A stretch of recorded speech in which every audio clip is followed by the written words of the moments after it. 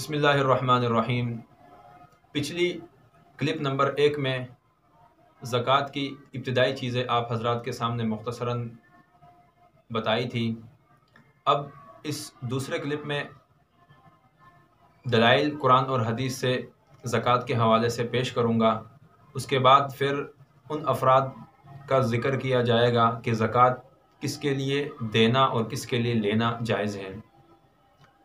ज़कात के हवाले से अल्लाह तबारक व तआला कुरान मजीद सूरह बकरा में फ़रमाते हैं और इसी तरीके से सही बुखारी शरीफ की हदीस भी है कि जब बंदा ज़कात अदा करता है तो उस ज़कात अदा करने की वजह से बंदे का माल बढ़ता है।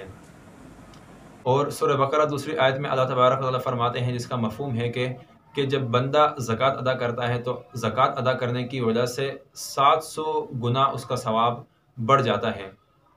और सूरह मोमिनीन में अल्लाह तबारक व तआला ने कामयाब लोगों की जो सिफ़ात बयान की है, उन सिफ़ात में से एक सिफ़त ये भी है कि जो शख्स ज़कात अदा करता है तो वो शख्स कामयाब शख्स है। इसके अलावा भी और बहुत सारी दलाइल है और अहादीस में सुनन इब्न माजा की हदीस है कि अल्लाह के रसूल सल्लल्लाहु अलैहि वसल्लम ने फ़रमाया कि ज़कात अदा करना ईमान की दलील और अलामत है। इसी तरीके से जो हज़रात ज़कात अदा नहीं करते उनके बारे में भी सख्त वईदात कुरान और हदीस में ज़िक्र की गई है। अल्लाह तबारक व तआला कुरान मजीद में फ़रमाते हैं कि जो अफराद ज़कात अदा नहीं करते क़यामत के दिन उनको वो माल कुछ भी फ़ायदा नहीं देगा। और मजमाउज़्ज़वाइद की हदीस है, अल्लाह के रसूल सल्लल्लाहु अलैहि वसल्लम ने फ़रमाया कि ऐसे अफराद से सख्ती के साथ हिसाब लिया जाएगा जो अफराद ज़कात अदा नहीं करते हैं। ये तो ज़कात के हवाले से चंद दलाइल थे जो मैंने आप हज़रात के सामने पेश किए। अब ज़कात लेना और देना ये किसके ऊपर वाजिब है और किसके लिए लेना ज़रूरी है, इस हवाले से 3 तबक़ात हैं।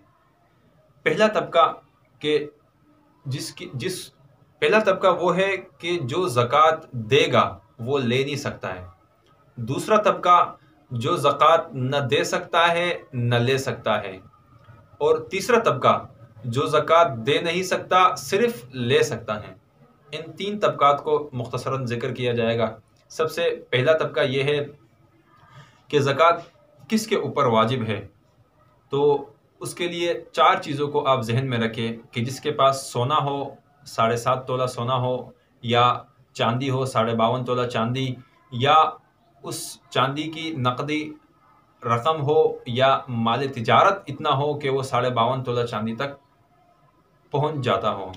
तो ये 4 चीज़ों के अगर किसी बंदे के पास ये 4 चीज़ें हो तो उसके ऊपर ज़कात वाजिब होगा। इसमें फिर थोड़ी सी तफसील आप ये जहन में रखें कि अगर किसी के पास सिर्फ सोना 7.5 तोला सोना है, सिर्फ 7.5 तोला सोना है, बाकी 3 चीज़ों में से यानी कि चांदी, नकदी, माल तिजारत में से कुछ भी नहीं है आपके पास, तो उस सूरत में सिर्फ 7.5 तोला सोना होगा तभी आपके ऊपर ज़कात होगा। अगर 7.5 तोला सोना नहीं है या इससे यानी कि इससे कम है तो उस सूरत में ज़कात वाजिब नहीं है। ये पहला मसला। और दूसरा मसला, अगर सोने के सोना तो आपके पास 1 तोला है या 2 तोले हैं या 3 तोले हैं, लेकिन उसके साथ बाकी 3 चीज़ों में से कुछ थोड़े से आपके पास है। मिसाल चांदी थोड़ी सी है, या नकदी पैसे आपके पास 10-20 रुपए पड़े हुए हैं, या माल तिजारत थोड़ा सा आपके पास है, तो इस सूरत में 7.5 तोले सोने का एतबार नहीं होगा बल्कि 52.5 तोला चांदी की कीमत का एतबार किया जाएगा। ये 2 सूरतें हो गई।